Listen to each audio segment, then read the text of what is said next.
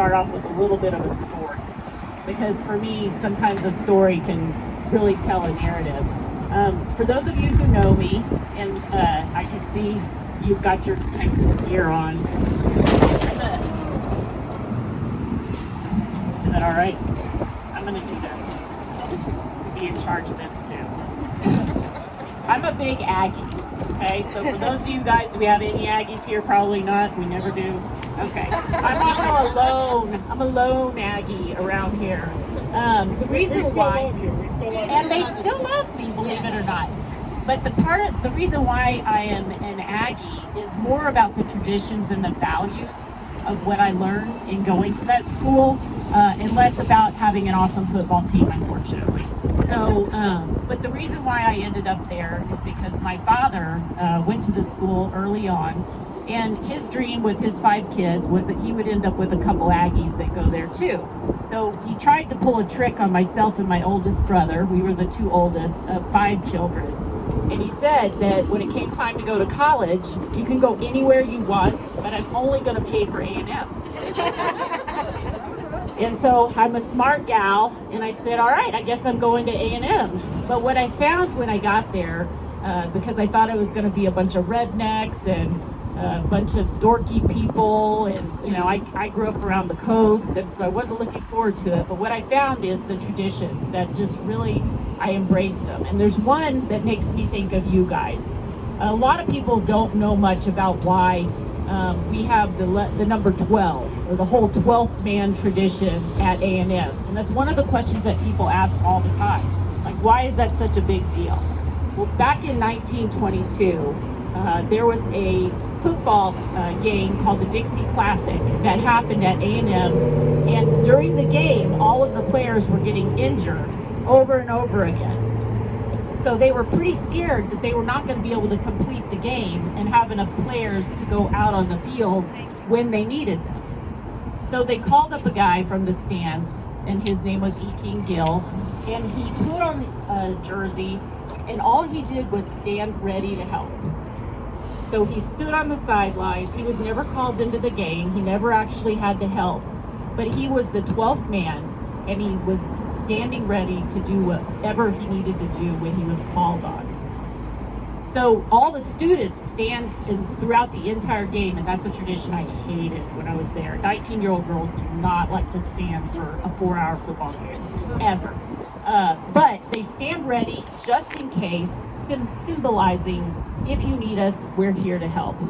Well, this group here is like our 12th man. But, you know, obviously teens, men, and women.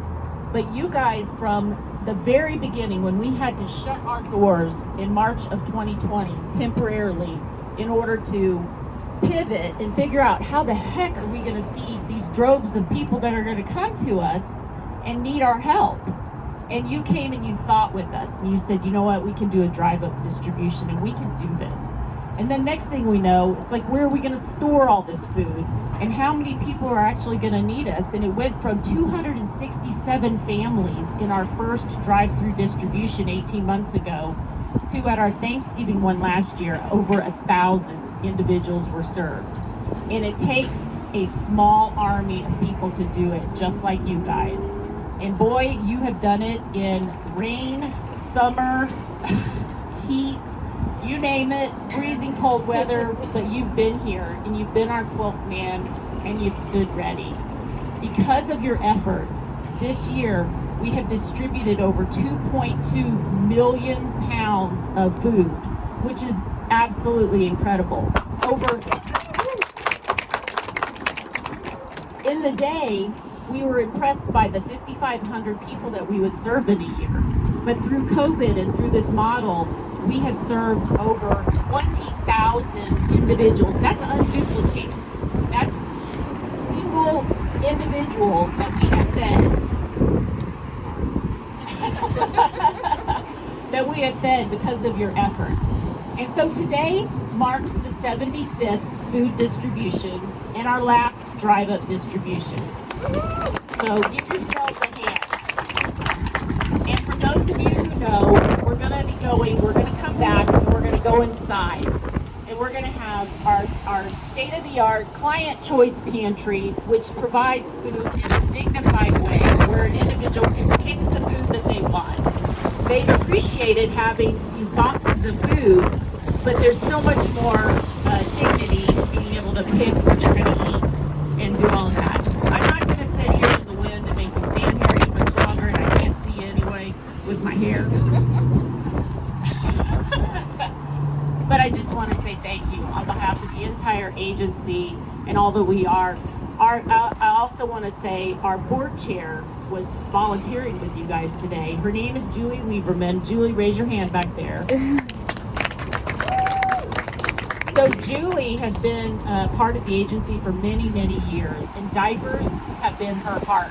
The fact that we have been able to give out all the diapers for these distributions is because of her leadership and efforts. She's made sure that we never ran out of diapers. And so a huge thank you to Julie for that, but a huge thank you to the entire board. We never shut down. We never laid off any staff. We added staff. We went virtual. We drove up in our food distribution, all because you guys are our 12th man. And so I thank you.